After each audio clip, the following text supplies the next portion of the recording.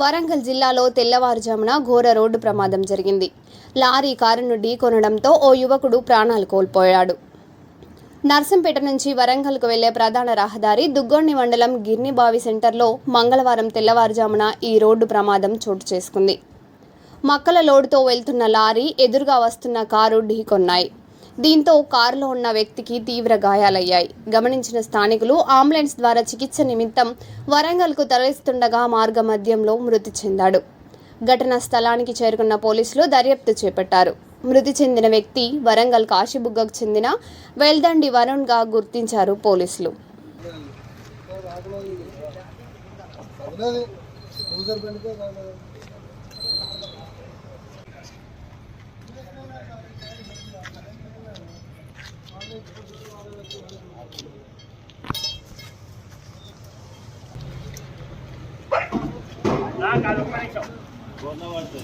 ఇది కొంచెం